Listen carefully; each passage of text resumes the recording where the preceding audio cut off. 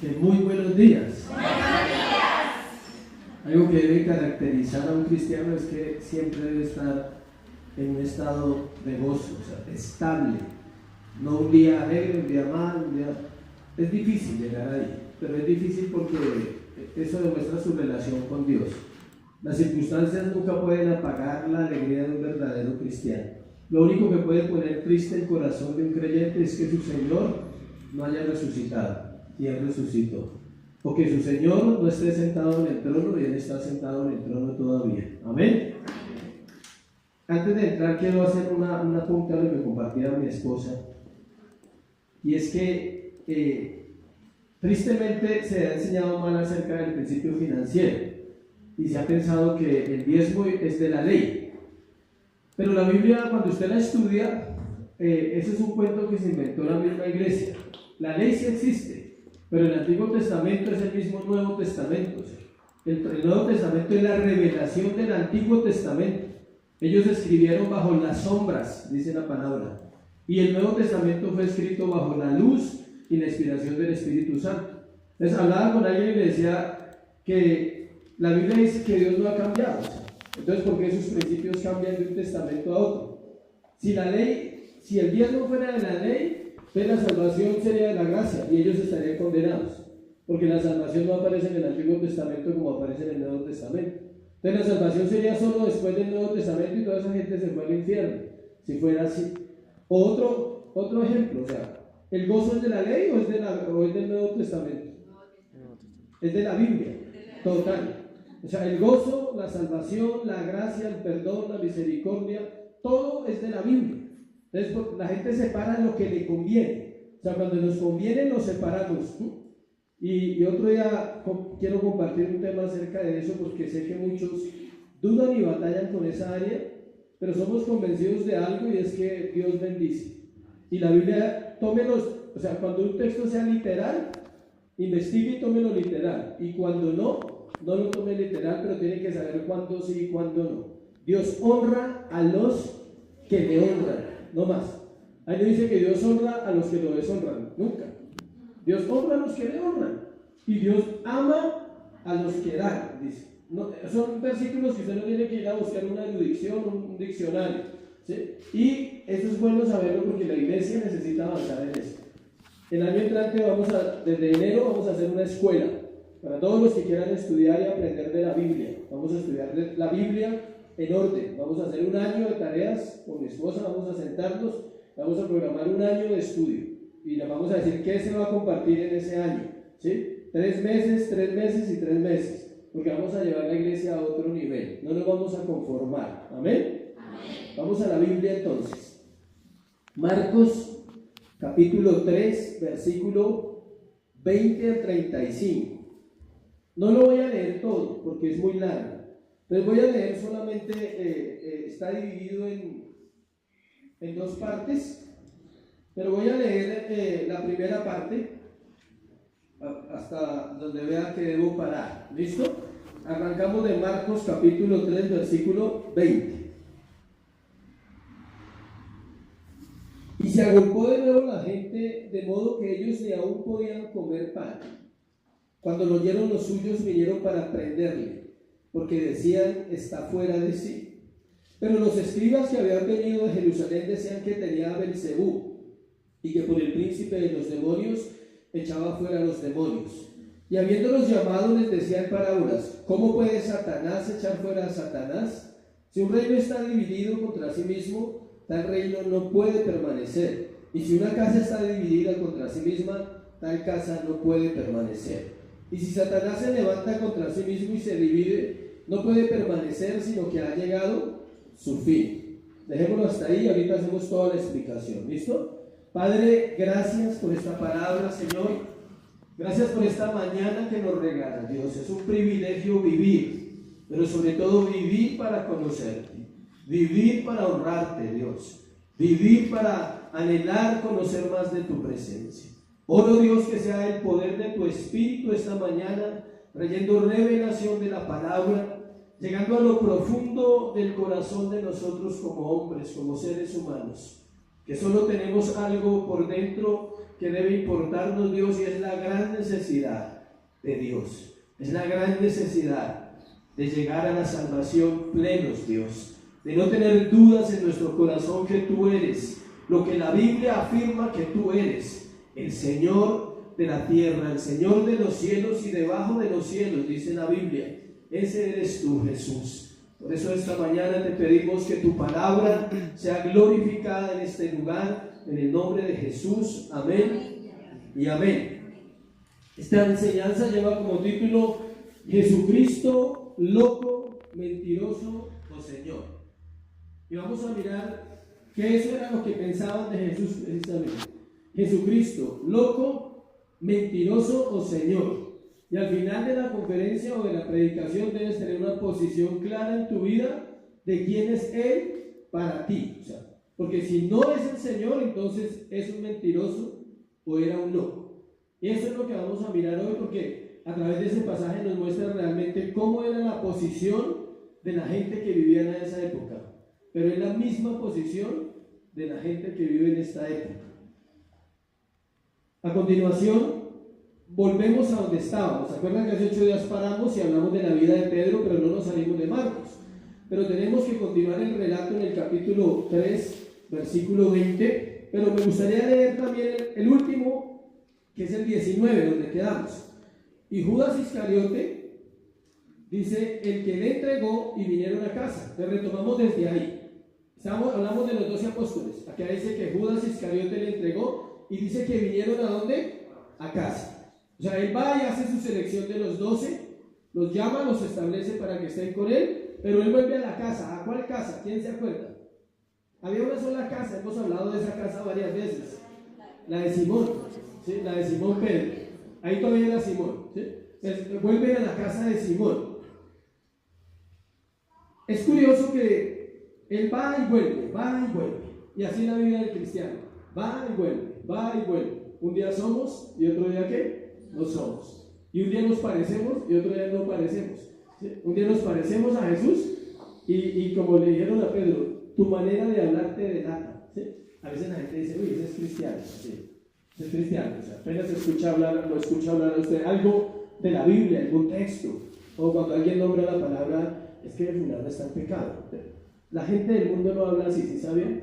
Siempre las palabras de un creyente son diferentes. O cuando usted dice, no, es que esa persona necesita ser restaurada. Son términos que no usa el mundo. El mundo dice, ese necesita tomarse unas cervezas, o sea, algo así para que se le quite lo que está viviendo. ¿Sí?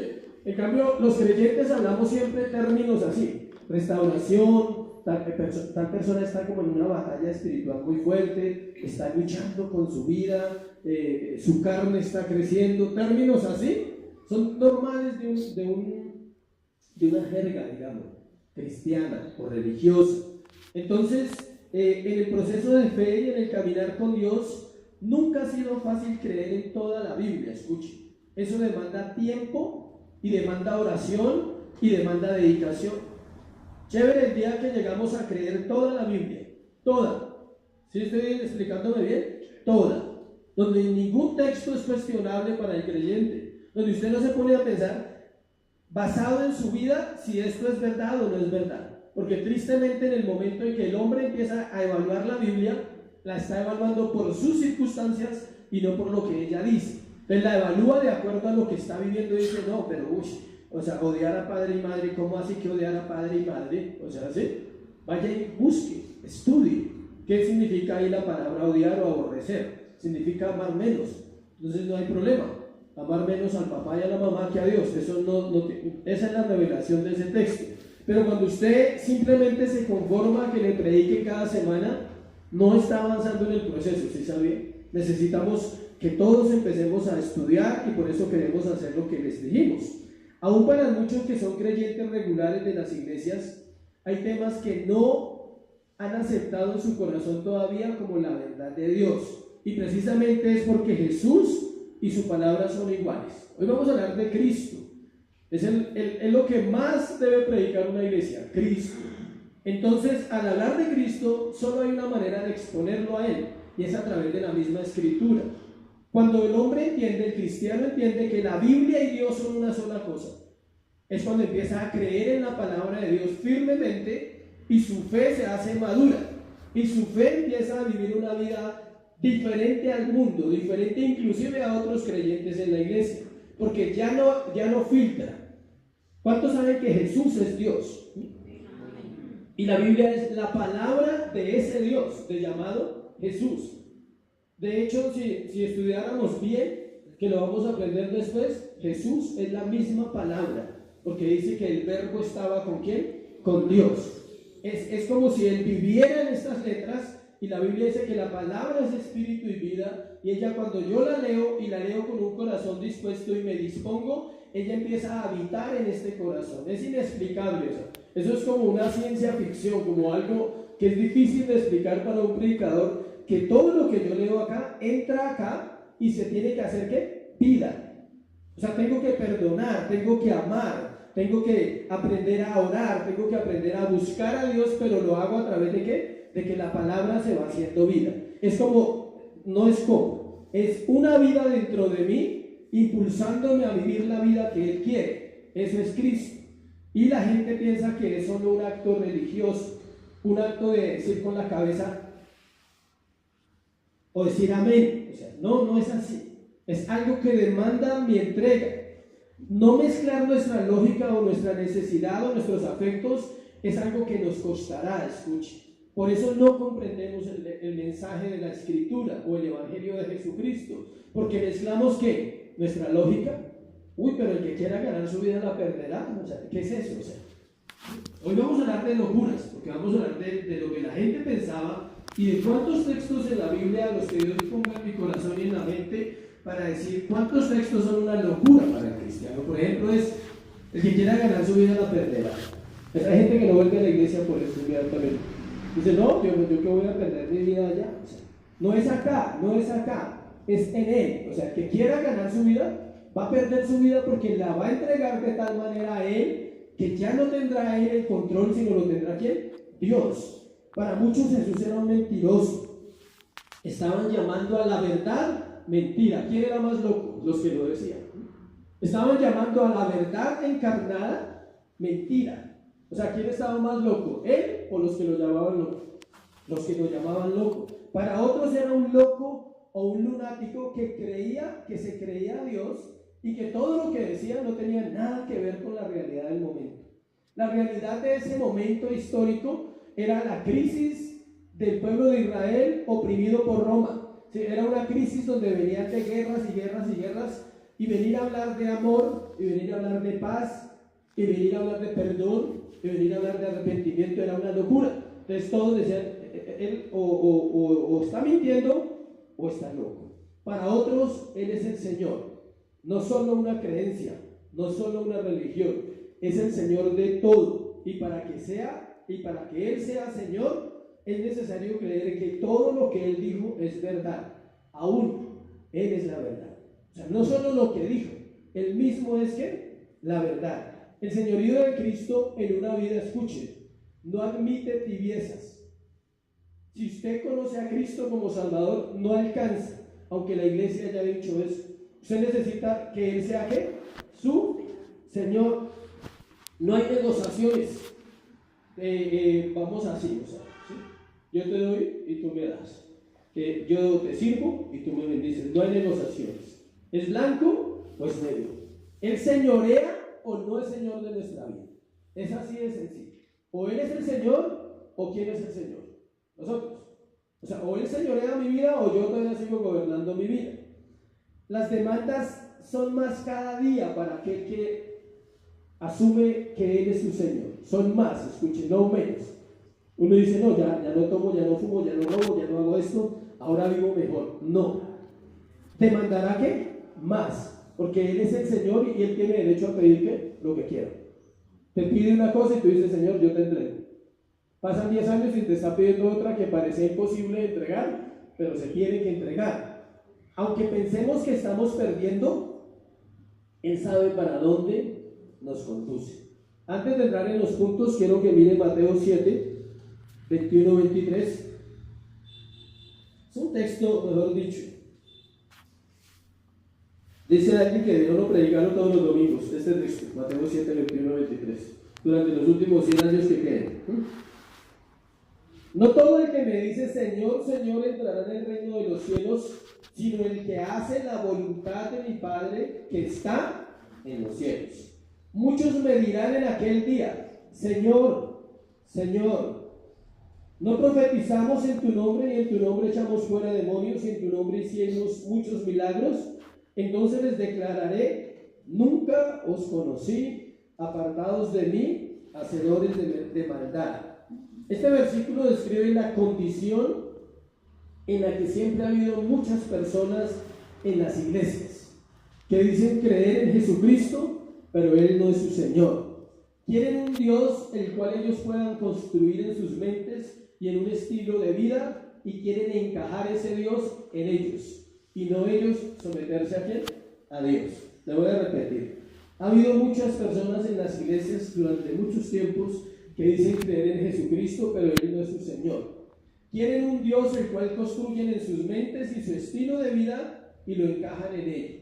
Eso es querer encasillar a Dios. Pero no se someten al señorío de Cristo porque en realidad no lo conocen. Son simpatizantes, seguidores religiosos, pero no han nacido de nuevo, porque el que es nacido de nuevo es impulsado por Dios.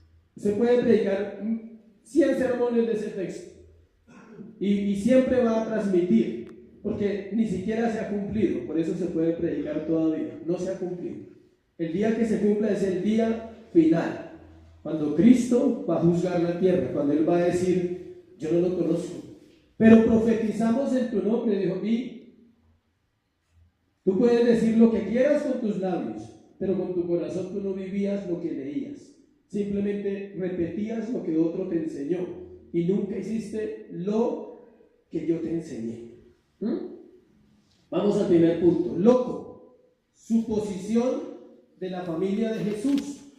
Volvamos a Marcos, capítulo 3, versículo 20 y 21. Loco, suposición de la familia de Jesús. Qué duro encontrar estas verdades en la Biblia, pero qué gratificante. Porque uno dice, ¿quién podría llamar loco a Cristo? Otros adversarios. Pero era su propia ¿qué? Familia. Versículos 20 y 21 del capítulo 3. Y se agolpó de nuevo la gente, de modo que ellos ni aún podían comer pan. Cuando lo oyeron, ¿quién? Los suyos.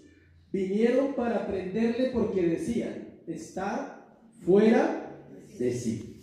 Es difícil imaginar que alguien piense que Jesús era loco.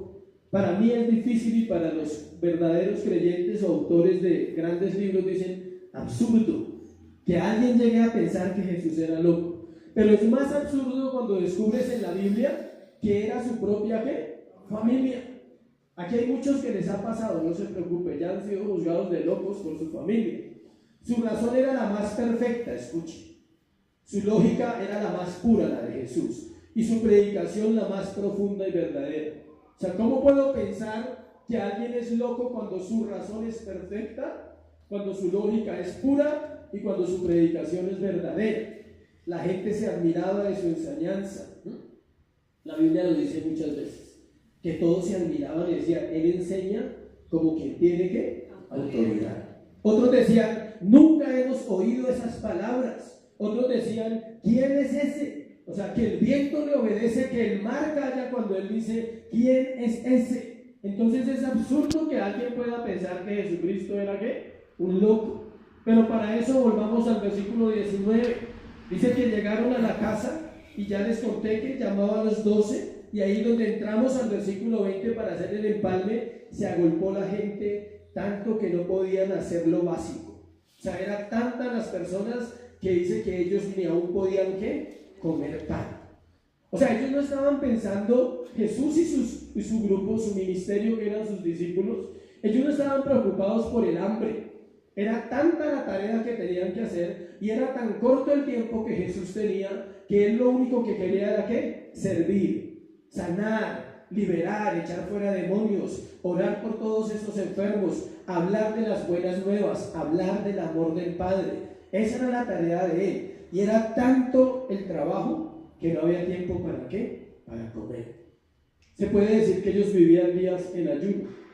Ahí sí, como dice, porque tocó. No era programado, o sea, era que ellos no tenían tiempo. O sea, si paraban mientras comían y todo eso, se retrasaba el proceso quizás de muchas vidas que iban a ser ¿qué? Sanas. Pero eso demostraba que su interés no tenía nada que ver con lo material, era netamente ¿qué? Espiritual. Dice, la necesidad y la curiosidad que las multitudes venían a escuchar y a recibir era impresionante. Había una necesidad de ellos, pero había dos grupos de personas. Unos venían por una necesidad verdadera de conocer a Cristo con un corazón sano, y otros venían por curiosidad para decir, nunca ha habido un hombre así. De hecho, usted lee la Biblia y ningún hombre hizo lo que Jesús hizo, ninguno. O sea, hubo grandes hombres de la Biblia, pero ninguno reunió tantas multitudes para hacer milagros y señales y prodigios. Versículo 21. Sí, dice, cuando lo oyeron, ¿quién? Los suyos. Y anoté aquí, dice, sí, son ellos los del versículo 21, los que dijeron que estaba fuera de sí. ¿Quién? La familia. ¿Cuál familia? Vamos a mirar el término, primero miremos el término fuera de sí. Es alguien que no está en sus 5 sentidos. Usted va y lo busca en un diccionario griego, esa frase, fuera de sí, dice, no está en sus 5 sentidos. Se traduce en un término griego que significa enloquecer, estar descontrolado o estar, ¿qué? Demente. O sea que la familia viene hacia Jesús y dice, toca hacer algo. O sea, nuestro hermanito se volvió loco, o sea, está descontrolado, está demente. Algo hay que hacer con Jesús porque lo pueden matar. En el fondo había una preocupación sana de sus hermanos, aún de la mamá quizás, aunque la mamá conocía la verdad, era diferente a los hermanos. Pero ahí dice en el versículo, otra letra clave dice, ¿para qué? Prenderle. O sea, ellos querían tomarlo y llevárselo otra vez a la casa y decirle, Jesús, cálmate, o sea, ¿sí? Cálmate, te has descontrolado, o sea, ¿no te das cuenta que toda esa gente está haciéndose una idea rara de ti y te van a matar más adelante? Ellos de verdad estaban preocupados, pero era el desconocimiento de quién era su hermano. Tomarlo y llevarlo a casa porque su hermano estaba volviéndose loco, diciendo lo que decía y haciendo lo que hacía. Pero miren, el versículo 31 nos confirma algo del mismo texto.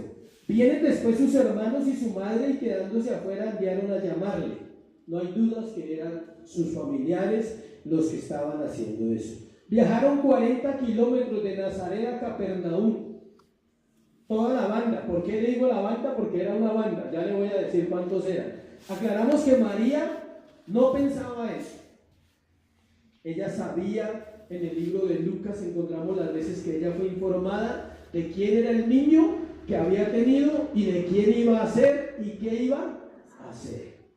No lo voy a leer para avanzar. Lucas 1, 31 al 33 y Lucas 2, 19 y versículo 51. No 19, 51, sino versículo 19 y versículo ¿qué? 51.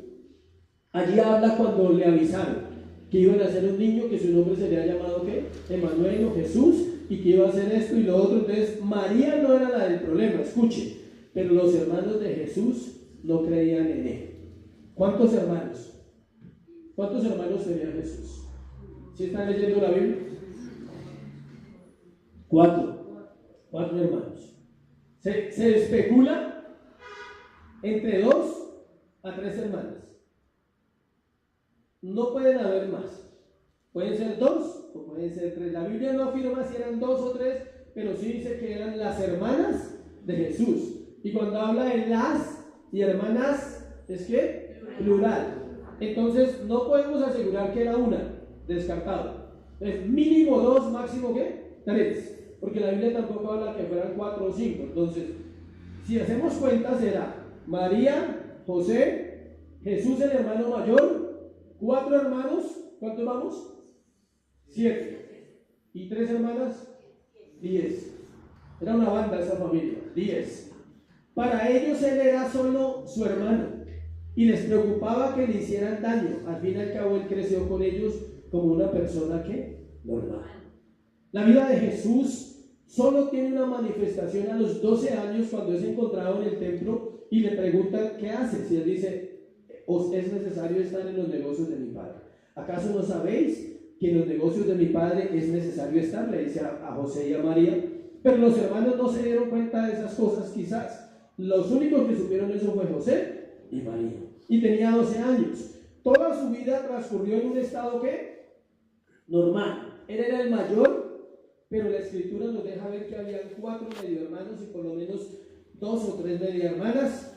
Y Marcos 6:3 nos habla de eso. Marcos 6, versículo 3. ¿No es este el carpintero, hijo de María, hermano de Jacobo, de José? Hermano de Jacobo, de José, de Judas y de Simón. 4. ¿Sí ven? ¿No están también aquí con nosotras sus hermanas? Y se escandalizaban de él. Ahí están los 4 hermanitos. Jacobo, ¿quién es Jacobo? El mismo Santiago, que escribe el libro. Está hermano de Jacobo, José, se llamaba igual al papá. Está también Judas, no el traidor, sino el que escribió el libro de Judas. Y está Simón. Y nos habla de 2 hermanitas o 3 que aparecen ahí en el proceso. Era difícil creer que su hermano era Dios. Difícil, ¿sí o no? Imagínense que un hermano suyo le salga con esas. Usted le casca y usted dice, pero ¿qué le está pasando? O sea, ¿sí? ¿Está loco? ¿Sí ve? ¿Sí ve la reacción? ¿Usted se volvió loco o qué? No, es que yo soy Dios, yo soy Cristo, que le diga un hermano suyo. Usted de una vez se preocupa y dice, no, es que toca hacerle algo. Era difícil. Para ellos, él era un joven obediente que había sido de muy buen testimonio, les había dado muy buen ejemplo a sus hermanos, pero de ahí a ser Dios era muy diferente. Gracias a Dios esto fue temporal, porque ellos creyeron y aún 2 de ellos llegaron a escribir libros del Nuevo Testamento, o sea, Santiago o Jacobo y Judas. Jacobo o Santiago, el hermano de Jesús, se convirtió en un gran líder de la iglesia de Jerusalén. Él llegó a ser pastor de la iglesia de Jerusalén. Pero en el momento del cual estamos hablando, ellos pensaron que él estaba ¿qué? Loco totalmente. Algunos piensan, escuche, que ser seguidor de Jesucristo es una locura, porque todo lo que él dijo está en contra del sistema del mundo, pero a favor de nuestra alma para salvación. ¿Qué es locura en la Biblia? Creer que la predicación cambia vidas. Eso es una locura. Y lo dice la palabra, que a Dios le plació salvar el mundo a través de ¿qué? De la predicación. ¿Qué es una locura para el mundo? Creer que Dios puede escoger lo vil y lo menospreciado para avergonzar a los sabios y a los justos de este mundo. ¿Qué es una locura para el Evangelio? Creer que podemos amar tanto el hombre a su esposa como la esposa al hombre, respetar. Es una locura para el mundo. ¿Qué es una locura? Pensar que se puede detener la maldad en mi entorno familiar. Es una locura, pero en Cristo es posible. Y puedo nombrarle miles de cosas que son una locura según lo que el mundo juzga. Y para ellos él simplemente era un ¿qué? Loco. Mucha gente cree que nosotros estamos ¿qué? Locos por estar aquí reunidos hoy 2 horas. Algunos de los que pasan por la puerta dicen, miren, allá esa mano de locos. Semanalmente pasan y dicen lo mismo. De pronto alguno de los que esté aquí pasó e hizo lo mismo algún día por alguna iglesia. Miren, o la familia está hablando ahorita de ustedes, desayuno de cristianos se llama. Y fulano, no, se lo perdimos, o sea. Todos los domingos está en la iglesia. El mundo habla que nosotros somos ¿qué? Locos. A esta hora hay desayuno cristiano. Usted puede ser el plato fuerte de alguno de sus familiares en casa. Y el que usted menos se imagina. Puede estar diciendo, y fulano que, no, difícil. Lo perdimos hace años. ¿No ve cómo es ahora? Raro. Ahora es extraño, ahora es extraña. Ya no se puede invitar a fiestas porque es aburrido. ¿Sí? Ya no se puede hablar con él porque siempre habla de Dios. Cosas así. Pero la Biblia dice que el mundo está muerto para nosotros y nosotros estamos muertos para el mundo. Y mientras sea así, es triste que algunos familiares de nosotros estén en el mundo, pero pesa más el amor por Dios que el amor por el mundo. Aunque allí estén nuestros familiares. Obvio que se necesita sabiduría, ¿no? No es que usted salga a decir que todo el mundo es satánico. O sea, no. Es que usted sea sabio Y Pablo decía, hablo como loco, pero loco en Cristo. Dice, ojalá, dice Pablo, fuese loco realmente por Cristo. Él decía, porque mi locura sería perfecta. O sea, si uno realmente se volviera loco por Jesús, no estaríamos como estamos muchos. Y necesitamos ese ímpetu de esa locura verdadera que lleva a una pasión desenfrenada de entregar una vida para Cristo. Segundo, mentiroso. La acusación de los enemigos de Jesús. La familia lo acusa de ¿qué? De loco. Y sus enemigos lo acusan de ¿qué? De mentiroso. Versículo 22-30 de Marcos, capítulo 3. Pero los escribas que habían venido de Jerusalén decían que tenía a Belcebú y que por el príncipe de los demonios echaba fuera a los demonios. Y habiéndolos llamado les decían parábolas: ¿cómo puede Satanás echar fuera a Satanás? Otros que viajaron de Jerusalén fueron estos personajes, los escribas y los fariseos. ¿Quién viajó de Nazaret a Capernaum? La familia, 40 kilómetros. Estos eran más especiales, escuchen. Ellos no podían pasar por Samaria, entonces tenían que dar una vuelta y eran 160 kilómetros para llegar de Jerusalén a donde estaba Jesús, a Galilea. Él estaba en Galilea, era 160 kilómetros y no había carros ni Transmilenio ni ciclas. ¿Sí? Pero ellos viajaban en grupo buscando algo para matar a Jesús. Ellos le buscaban para matarle y harían lo que fuera necesario para lograrlo. Devuélvase un poquito a Marcos capítulo 3, versículo 6, para que lo lean. Y salidos los fariseos, tomaron consejo con los herodianos contra él para destruirlo. Es impresionante, ¿no? Como el supuesto pueblo de Dios se hace una alianza con los herodianos, con los paganos y mundanos de Herodes, pero todo tenía un fin: ¿matar a quién? A Jesús. Nos dice que ellos querían destruirle. Estaban buscando la forma de desacreditarlo a través de las calumnias y las mentiras. Esa es la herramienta que usa el diablo, porque nunca puede usar la verdad. Y es la misma que usa contra el cristiano. Si hay algo que no debe preocuparle a un verdadero cristiano, es que hablen mal de él cuando no es cierto. Eso debe a usted darle alegría y gozo. Si alguien dice, no, es que él es un ladrón, pero tú no le has robado nada, no tienes nada que temer. No es que ese es un infiel, pero si tú no has sido infiel y tienes tu corazón limpio en esa área, van a buscar desacreditar tu vida, tu testimonio, tu corazón, y eso ya entra ahí el fariseísmo, personas que van en contra de la iglesia. Mateo 12, del 22 al 24, es el paralelo de este capítulo, de lo que estamos viendo. Recuerden que los evangelios se llaman los evangelios sinópticos, que son Mateo, Marcos y Lucas. Y hay pasajes que están en los 3 evangelios. Entonces, cuando vayamos a predicar sobre Mateo, no voy a predicar lo que ya prediqué en Marcos. Solo tomo lo que ya no se ha predicado, porque muchos de estos pasajes están en Marcos y en Lucas, y así lo haremos también en Lucas. Mateo 12, 22 al 24. Miren lo que dice ahí en la misma historia que estamos leyendo en Marcos. Pero Jesús, volviéndose y mirándola... perdón, me equivoqué. Mateo 12, 22. Dice: entonces fue traído a él un endemoniado ciego y mudo, y le sanó de tal manera que el ciego y mudo veía y hablaba. Ese fue el motivo, porque Marcos no nos da el motivo de por qué lo llamaron Belcebú. Ese fue el motivo. Usted lee Marcos y en Marcos no encuentra el proceso pero cuando va y busca a Mateo dice: ahora entiendo por qué dijeron que él era Belcebú. Le sanó de tal manera que el que había sido ciego y mudo, ¿qué? Hablaba y veía. Versículo 23. Y toda la gente, ¿qué dice ahí? Estaba atónita y decía: ¿será este aquel hijo de David? Versículo 24. Mas los fariseos al oírlo decían: este no echa fuera los demonios, sino por Belcebú, príncipe de los demonios. Ahí entramos en un proceso delicadísimo. Este texto que encontramos ahí ha sido de mucha discusión durante los últimos 2000 años. Y yo sé que a usted se lo ha preguntado, o usted se lo ha preguntado: ¿cuál es la blasfemia contra el Espíritu Santo? ¿A qué se refiere la Biblia cuando dice que todo pecado será perdonado y toda blasfemia será perdonada, menos la blasfemia contra el Espíritu Santo? ¿A qué se refiere eso? se refiere a llamar a Dios diablo, a llamar a Dios Satanás. Es el pecado terrible, o sea, el día que un ser humano llega a eso, ese día tiene problemas porque puede estar entrando en una vida de condenación.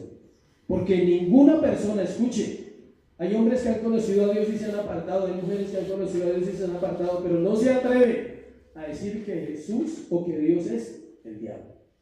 Pueden volver a la grosería, volver a la inmoralidad, volver al robo, a la delincuencia, a la drogadicción, a ser altivos, orgullosos, pero muy raro que una persona llegue al punto de decir Dios es el diablo. Ese es el punto de la blasfemia delicada en la cual estas personas quedaron prácticamente en condenación. Escuche, cuando llamaban a Jesús que él echaba fuera a los demonios por Satanás o por Belcebú, eso es llamar a Jesús ¿qué? Mentiroso. ¿Por qué? Porque el diablo es el padre de la mentira. Compararlo o decir que los milagros que él hacía eran por el poder de Satanás era un pecado terrible.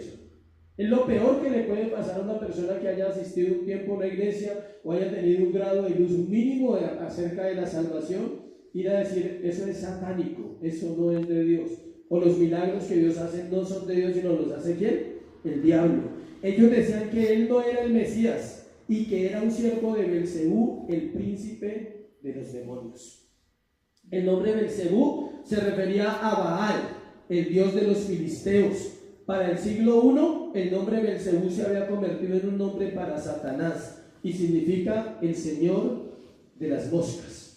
Eso significa Belcebú, el príncipe de los demonios, y significa ¿qué? El señor de las moscas. Miremos el versículo 25 de donde vamos, en Marcos. Dice, y si una casa está dividida contra sí misma, tal casa no puede permanecer. La respuesta del Señor fue en parábolas, y él conocía que los que estaban bajo el poder del diablo eran los fariseos. En Juan 8:41-46 los llama ¿qué? Hijos del diablo. O sea, imagínense la guerra que se forma verbal en ese momento. Los fariseos dicen que Jesús es el diablo, que él echa a los demonios en el nombre de ¿quién? De Satanás. Y Jesús les dice, aquí hay un error, ustedes son hijos de ¿quién? Del diablo. Juan 8:41-46. Este es un texto muy fuerte. Vosotros hacéis las obras de vuestro padre. Entonces le dijeron, nosotros no somos nacidos de fornicación, un padre tenemos que es Dios. Y Jesús entonces les dijo, si vuestro padre fuese Dios, ciertamente me amaríais, porque yo de Dios he salido y he venido. Pues no he venido de mí mismo, sino que él me envió. ¿Por qué entendéis mi lenguaje? ¿Por qué no entendéis mi lenguaje? ¿Por qué no podéis escuchar mi palabra? Vosotros sois de vuestro padre el diablo, y los deseos de vuestro padre queréis hacer. Él ha sido homicida desde el principio y no ha permanecido en la verdad, porque no hay verdad en él. Cuando habla mentira, de suyo habla, porque es mentiroso y padre de mentira. Y a mí, porque digo la verdad, no me creéis. ¿Quién de vosotros me redarguye de pecado? Pues si digo la verdad, ¿por qué vosotros no me creéis? ¿Quién podría redarguir a Cristo de pecado? Nadie. Ahí cae el problema del creyente en dudar de la palabra, es pecaminoso. Es serio, cuando usted duda de la Biblia está teniendo problemas con Dios y tiene que orar y decirle, Señor, perdóname, o sea, ayuda a mi incredulidad, dice la Biblia, ayúdame a entender que lo que está diciendo la Biblia es cierto. Terrible esa reprensión que les hace, ¿no? Le dice, ustedes dicen que yo soy hijo de Satanás o que estoy haciendo las cosas porque Satanás me envió. Dice, no, ustedes son los hijos del diablo y ustedes son los que realmente representan ¿a quién? A Satanás. Es imposible que Satanás, él les explica, eche fuera ¿a quién? A Satanás. Ningún imperio, por caótico o desordenado que parezca, pelea contra sí mismo. Usted puede ver las guerras y nunca han peleado uno contra uno mismo, contra su propio pueblo. Siempre ha habido una guerra contra otro imperio.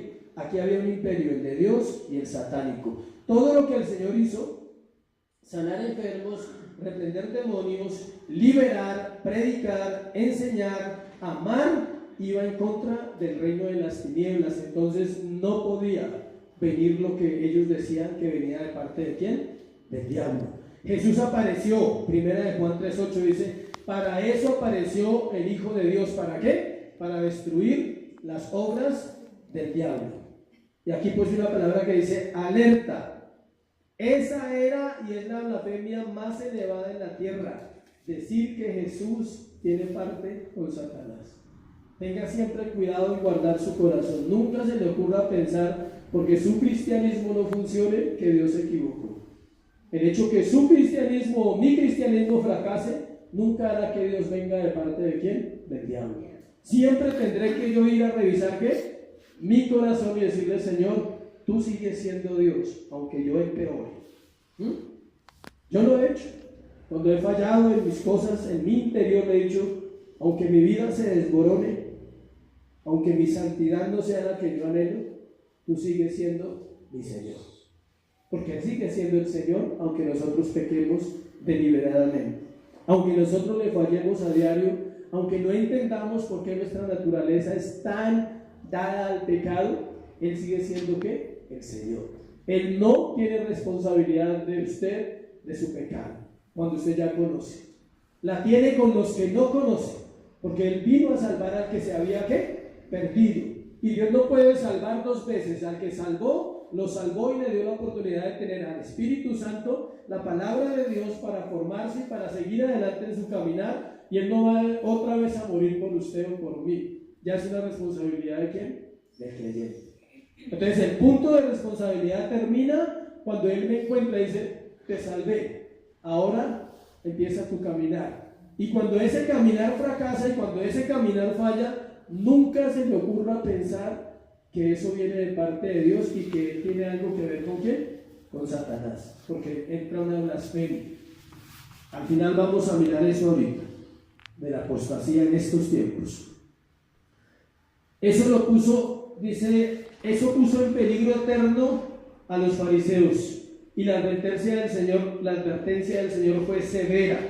Por eso el Señor dijo en Mateo 21:31, léalo ahí, Mateo 21:31, unas hojitas antes.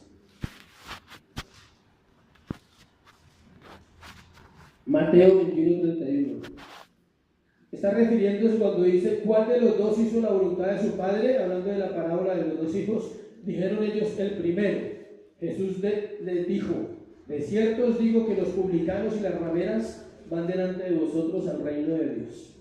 Él le dice, no importa si es el adulterio, el ladrón, el asesino, el homosexual, cualquier pecado que el hombre cometa en la tierra, no importa.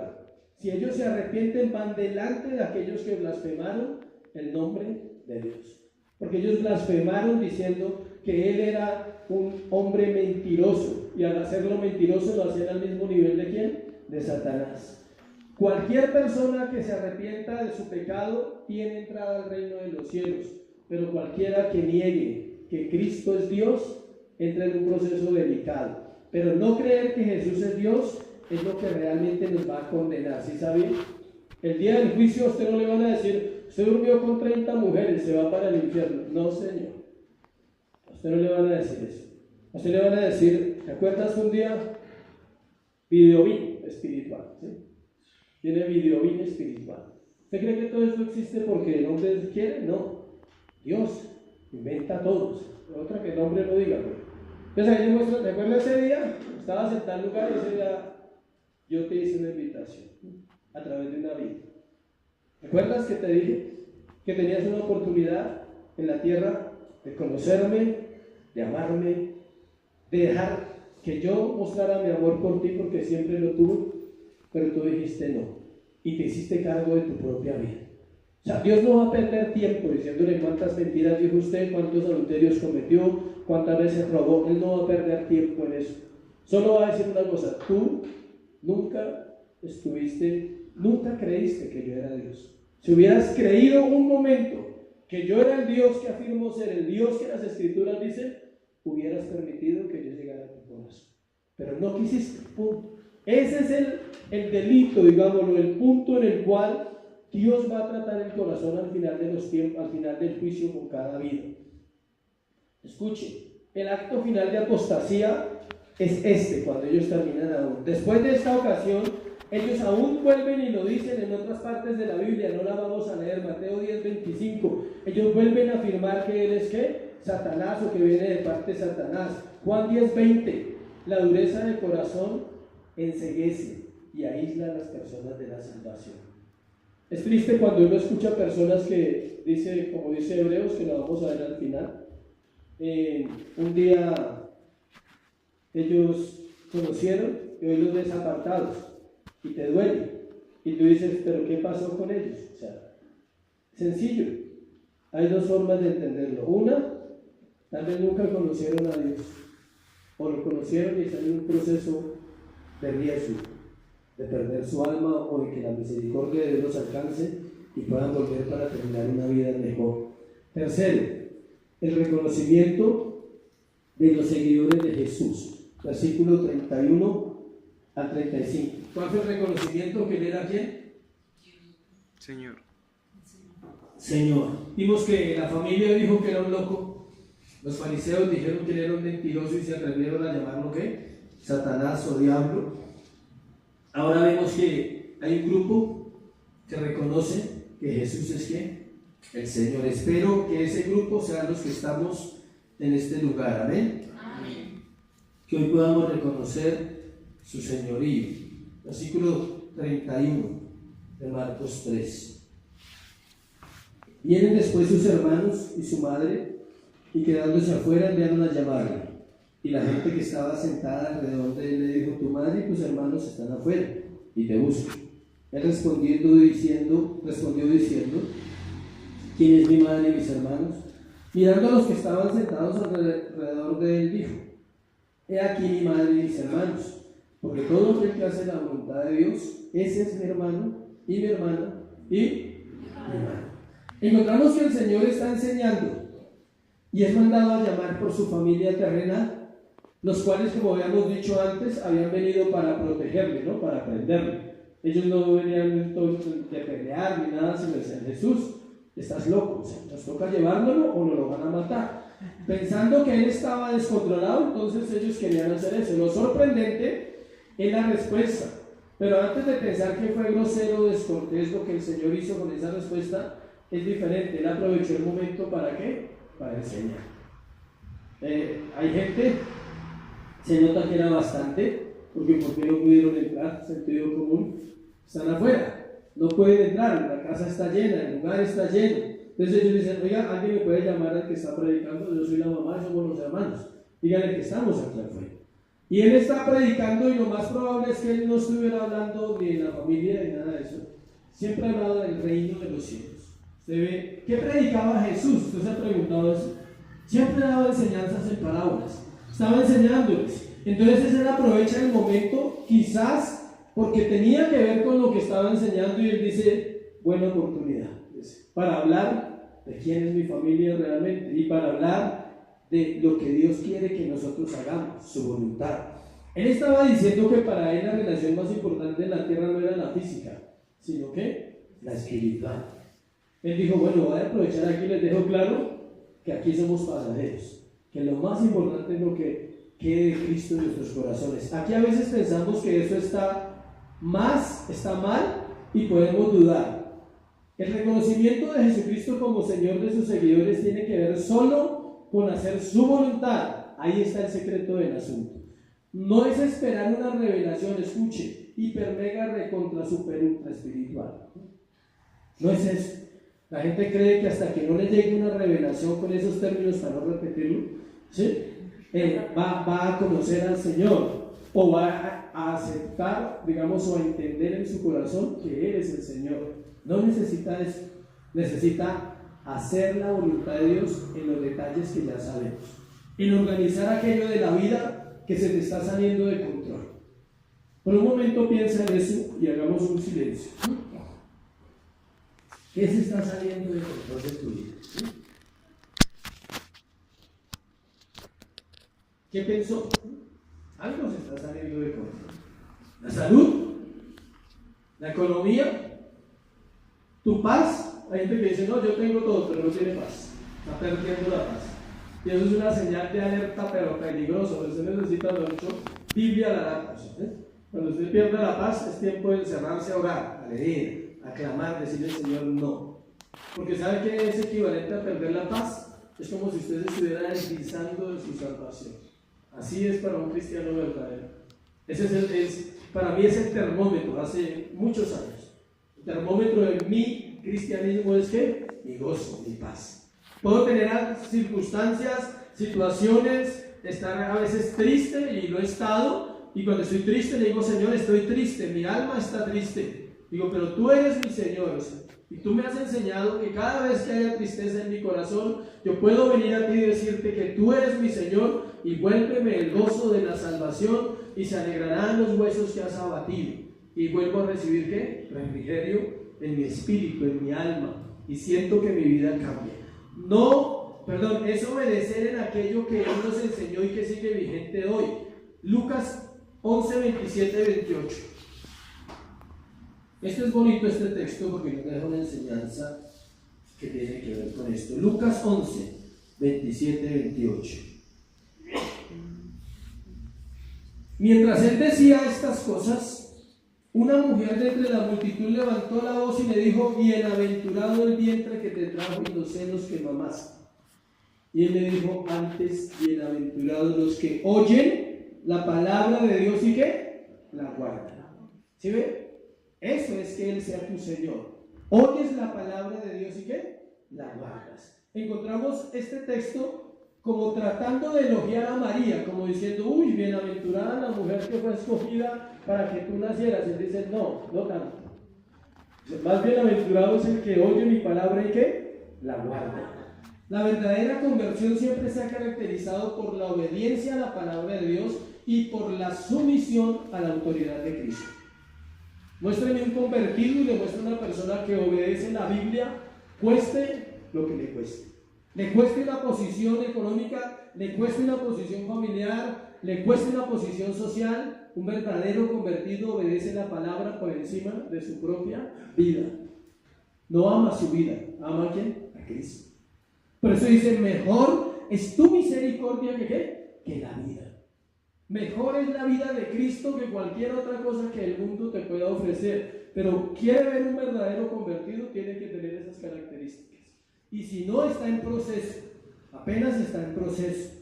Textos que nos dicen sobre esto, vamos a ver varios. Juan 8:31. Si vosotros permanecéis en, ¿qué dice ahí?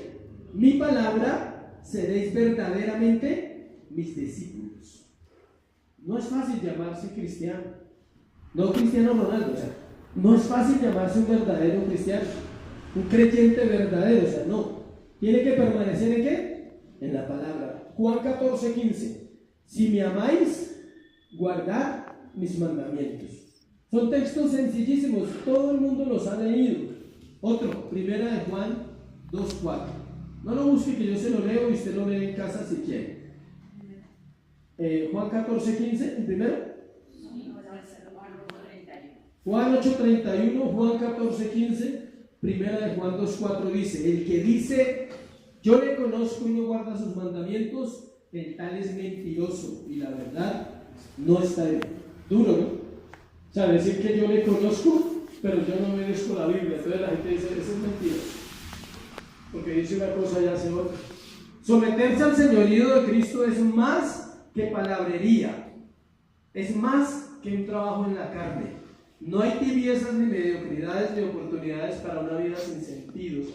Ya no hay tiempo para nosotros seguir perdiendo el tiempo. Yo le digo a la gente: si tú vienes un domingo 2 horas, aprovecha ese tiempo, que sea nutritivo para tu espíritu, para tu alma. Pero si tú no lo aprovechas, estás perdiendo el tiempo. Y uno lo dice a expensas de que la gente no vuelva. Pero el hecho no es agradarles a ustedes, es agradar al Señor. O sea, cuando un día prediques, no lo hagas para el público, hazlo para Él, para que Él diga: tú dijiste la verdad y por esa verdad vas a dar cuentas. ¿Sí sabía que de toda palabra vamos a dar cuentas? Esta mañana leí algo sobre eso muy interesante. Toda palabra darás cuenta. Y entonces la gente dice: ¿cómo será eso? Y el comentarista decía: no son todas las palabras una por una, es la intención de tu corazón. Porque nosotros somos lo que hablamos. Cuando él dice: de todas las palabras me darás cuenta, decía: yo reviso tus intenciones cuando hablas y reviso tus acciones cuando has dicho cosas y no las haces. De eso me vas a dar cuenta. Cuando has hablado por hablar y no has cumplido. No hay salvación sin señorío. No hay salvador sin un Señor. ¿Usted sabía que Jesús, antes de ser el Salvador, ya era el Señor? O sea, Él no se convirtió en Señor en la cruz del Calvario, que ese es el otro error. Y muchos dicen, no, es que es primero mi Salvador y luego mi Señor. No, no Señor. Primero Él es ¿qué? Señor. Y el Señor viene de los cielos a la cruz y se convierte en un ¿qué? Salvador. El Salvador no se convirtió en Señor como muchos piensan. El Señor se convirtió en un ¿qué? Salvador. Entonces deberíamos primero tener en claro que Él es nuestro Señor y en ese momento inmediatamente se vuelve nuestro Salvador. No, dice, no basta con decir Cristo me salvó. Debe verse asumiendo una vida que agrade a lo que es el Señor sobre todo. Filipenses 2:10. Para que en el nombre de Jesús se doble toda rodilla de los que están en los cielos y en la tierra y debajo de la tierra. ¿A qué se refiere el último pedacito del versículo? Debajo de la tierra. ¿Quiénes están en el polvo? Los muertos. Y los muertos resucitarán, los impíos resucitarán para postrarse delante del Señor, y los salvos resucitarán para postrarse delante del Señor. Unos se postrarán para decirle te adoro por la eternidad, y otros se levantarán para decirle ten misericordia de mí, y no habrá misericordia. Por eso dice, no había entendido, dice, para que en el nombre de Jesús se doble toda rodilla de los que están en el cielo y en la tierra. Y la gente deja el versículo hasta ahí. Dice, y debajo de la tierra, resurrección. Ese día los muertos en Cristo resucitarán, y los muertos sin Cristo resucitarán, y todos se postrarán delante de Dios, unos para adorarle y ser testigos, y otros para aclamar una misericordia que nunca llegará, porque ya tuvieron su oportunidad en la tierra. Y dice, y toda lengua confiese que Jesucristo es el Señor, para la gloria de Dios Padre. El día del juicio la gente le dirá, Señor, tú eres el Señor.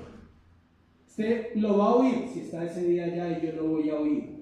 Y eso me pone a pensar en este momento, y me pone mi piel de gallina cuando digo, y entiendo, digo, miles y millones se postrarán ahí en la tierra y le dirán, tú eres el Señor, por favor, tú eres el Señor. Y Él les va a decir, sí, yo soy el Señor. Y por eso tengo que hacer lo que tengo que hacer. Y otros estarán adorándole y diciéndole, tú eres Señor, por siempre serás nuestro Señor. Amén. Ponte en pie y vamos a orar. Y hoy es el día de saber que Él es nuestro Señor y rendir nuestra vida a Él. Padre, gracias por tu palabra, porque ella es viva y es eficaz. No es necesario dudar, Dios, que tú estás aquí, que has hablado a través de tu palabra a nuestros corazones. Ahora lo que tenemos que hacer es volver nuestra vida a ti esta mañana y decirte, Señor, tú eres el Señor.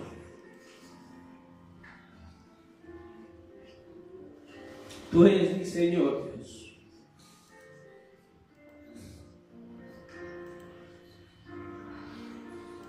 Solo tú eres el Señor, Dios, de todas las cosas. Solo tú. Oh Señor, ayúdanos, Dios, a entender hoy tu palabra, a entender quién eres tú, Dios, a no jugar más a la iglesia, Dios, a no jugar, Señor, a venir y a ir. Dios, tú eres el Señor. Ante ti se doblará toda rodilla, Dios. Ante ti toda lengua confesará que tú eres el Señor, que no hay otro Dios en esta tierra. Ayúdanos hoy. Ayúdanos en nuestra debilidad, Dios.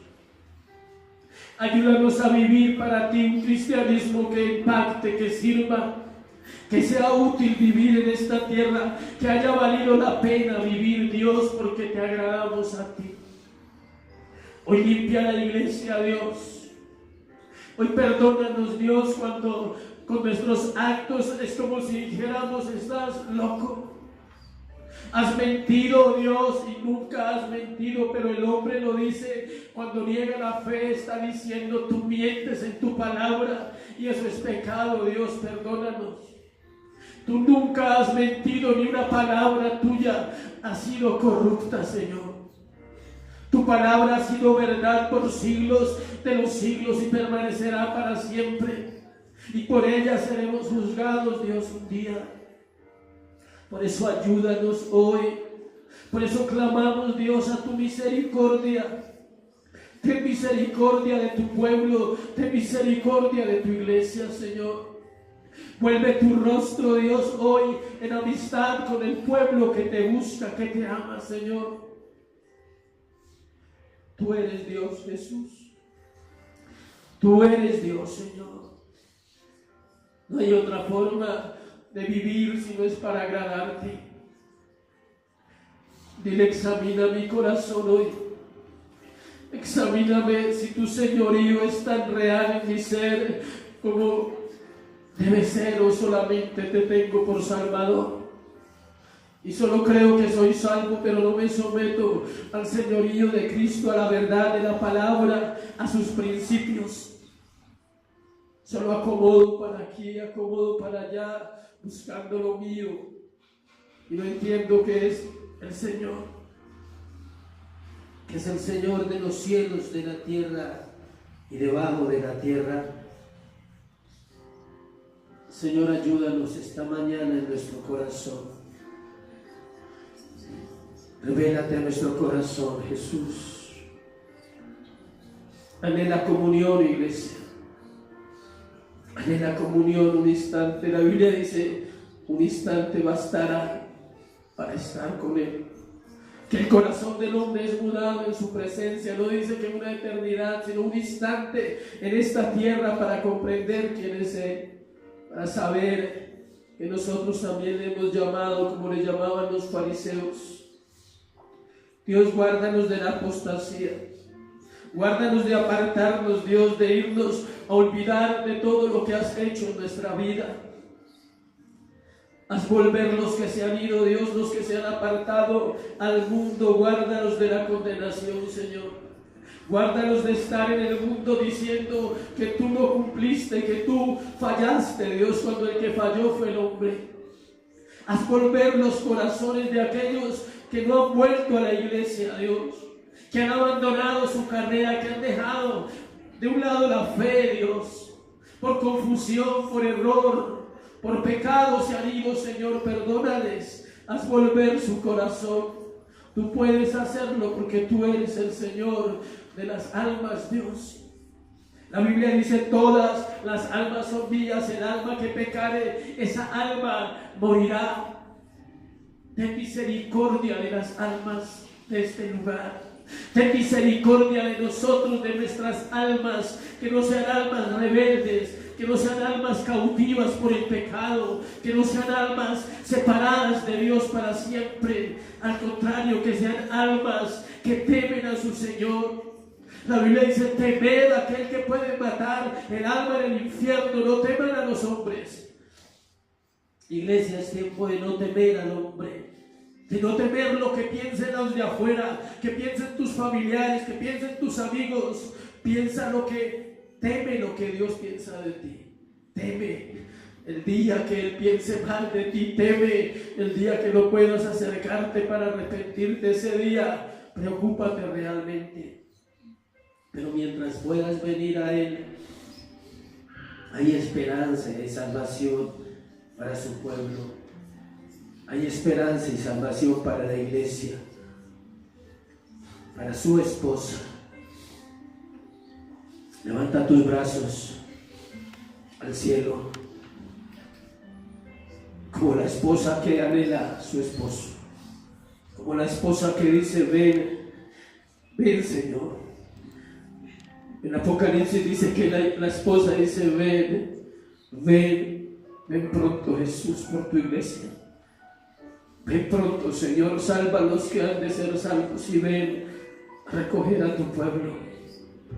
Ven a traer paz a los corazones, Dios, que han estado enlutados. Ven a traer consolación a la iglesia, a la esposa que se abate fácilmente, Señor. Ven a traer paz a los hogares donde los hijos son rebeldes, Dios, donde los hijos se han apartado de tus caminos, Señor. Ven a traer paz esta mañana a tu esposa. Dile: trae paz a mi corazón, trae la paz. Trae la paz que me da saber en quién he creído, en quién he confiado, Dios.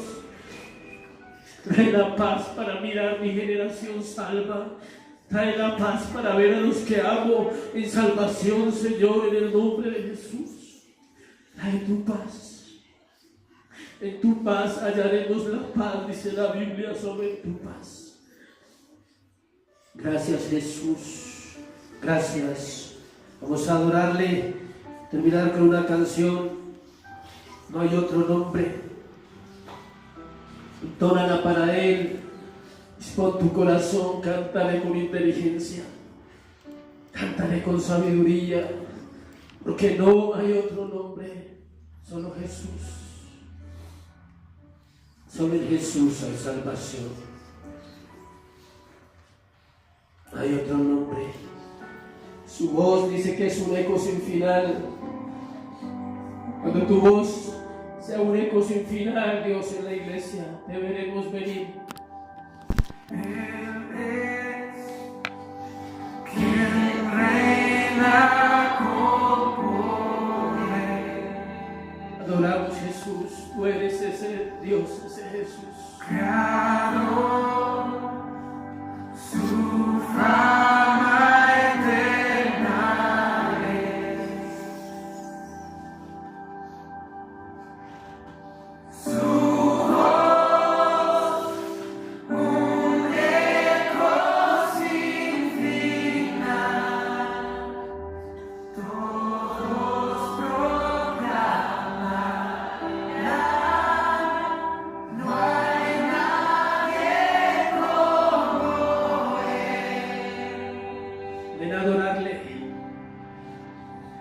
Su luz Adoremos la iglesia. radiante más Cantan en espíritu y verdad. Adórale esta mañana. su amor Su gracia derramó. y gracia Su amor es profundo.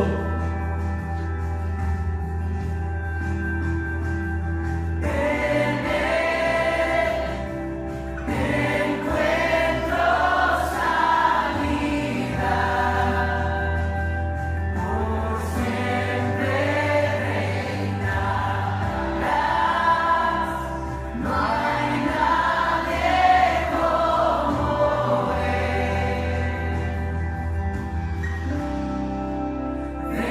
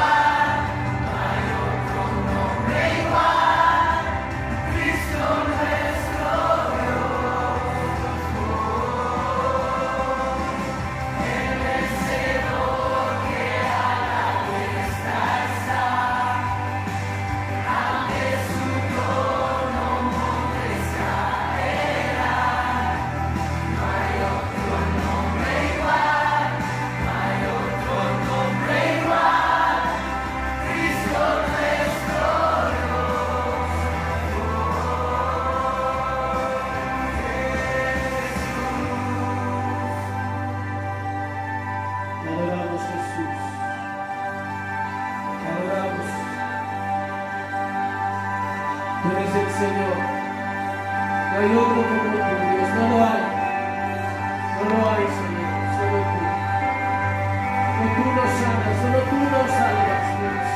Solo tú libertas la humanidad del pecado, Señor.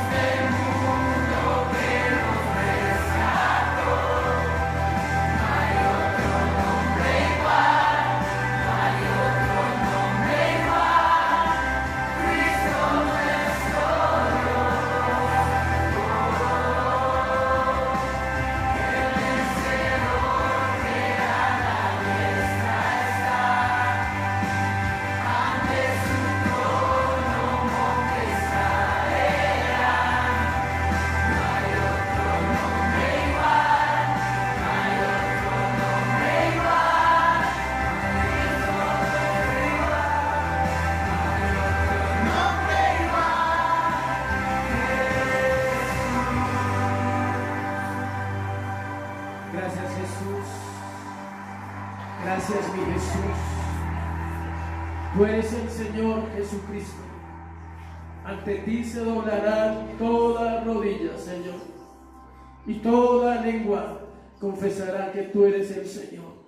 Tanto en los cielos como en la tierra, Dios, y debajo de la tierra confesarán tu nombre, porque tú eres el Señor. Gracias por este tiempo. Gracias por ministrar la iglesia, Señor, que eres tú el que lo hace. Hoy te bendecimos, te amamos, Señor. Dale ese aplauso a nuestro Señor.